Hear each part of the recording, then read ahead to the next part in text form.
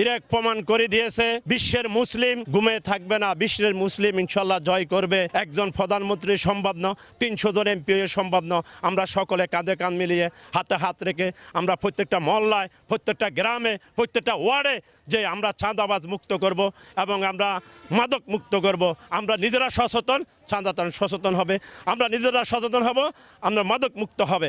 আমরা সচেতন না হলে কিছু হবে না। আগামী দিন যেন আমাদের গরিব দুঃখী মানুষের মেহনতি মানুষের পাশে দাঁড়ায় এবং আমরা গরিব দুঃখী মানুষ যেন চাঁদা মুক্ত এবং সন্ত্রাস মুক্ত ব্যবসা প্রতিষ্ঠান করতে পারি এবং এই দেশের জন্য আমরাও উন্নয়ন করতে পারি এবং এই দেশের স্বার্থের জন্য আমরাও খাটতে পারি। এবং আপনারা দেখেছেন সারা বিশ্বের মধ্যেই বর্তমান কি কূটনীতি চলতেছে এবং যুদ্ধ ঘোষণা দিচ্ছে।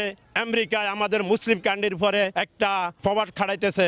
আপনারা দেখেন ইতিমধ্যেই ইরাক প্রমাণ করে দিয়েছে বাংলাদেশের বিশ্বের মুসলিম ঘুমে থাকবে না, বিশ্বের মুসলিম ইনশাল্লাহ জয় করবে। এবং যেগুলো দেখতেছেন আমাদের বাংলাদেশে বিভিন্ন রাষ্ট্রের মধ্যে তেলের রিক্টিকে আমাদের ইরাক থেকে আসে এবং ওই জিনিসগুলো যেন বাংলাদেশে সব বিভিন্ন রাষ্ট্র প্রভাব পড়ে, এই জন্যে এই প্রতিশ্রুতি তারা গড়াইতেছে। আমরা চাবো যেন ইনশাল্লাহ আমাদের বাংলাদেশের মধ্যে আমাদের বাংলাদেশের ভাই বাজার যারা আছে যেন এরকম কোনো পরিস্থিতি শিক না হয়। আমরা যেন বর্তমান আমাদের কাঁচা বাজার হইতে সমস্ত বাজার সাজার পরিস্থিতি যে বাজার আছে যেন এই বাজার আমরা আরও নিয়ন্ত্রণ আসতে পারি। এমনও দিন গেছে এই রঞ্জনে আমরা 1 কেজি পেঁয়াজ 150 টাকা কিনছি, 200 টাকা কিনছি, আর এখন 3 কেজি 100 টাকা, 9 কেজি আলু 100 টাকা আপনারা দেখতেছেন।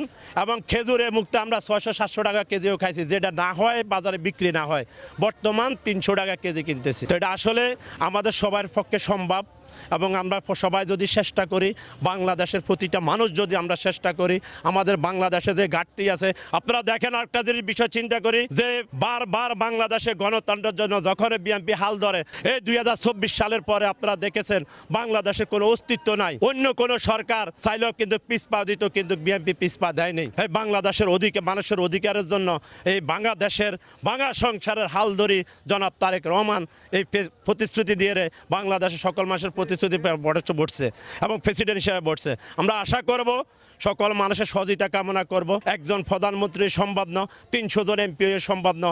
আমরা সকলে কাঁধে কাঁধ মিলিয়ে হাতে হাত রেখে আমরা প্রত্যেকটা মহল্লায়, প্রত্যেকটা গ্রামে, প্রত্যেকটা ওয়ার্ডে যে আমরা চাঁদাবাজ মুক্ত করব এবং আমরা মাদক মুক্ত করব। আমরা নিজেরা সচেতন, চাঁদাতান সচেতন হবে, আমরা নিজেরা সচেতন হব, আমরা মাদক মুক্ত হবে। আমরা সচেতন না হলে কিছু হবে না। আমরা সবাই হাত কাঁধে কাঁধ মিলিয়ে হাতে হাত মিলিয়ে আমরা বাংলাদেশের সুস্বাস্থ্য কামনা করি এবং বাংলাদেশের পরিস্থিতি ভালো চাচ্ছি।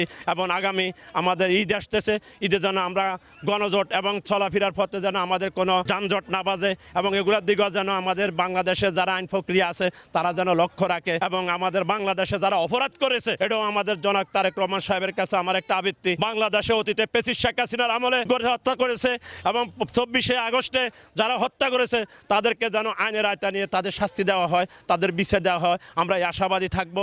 সাধারণ 18 কোটি মানুষ এই আশাবাদী আছে।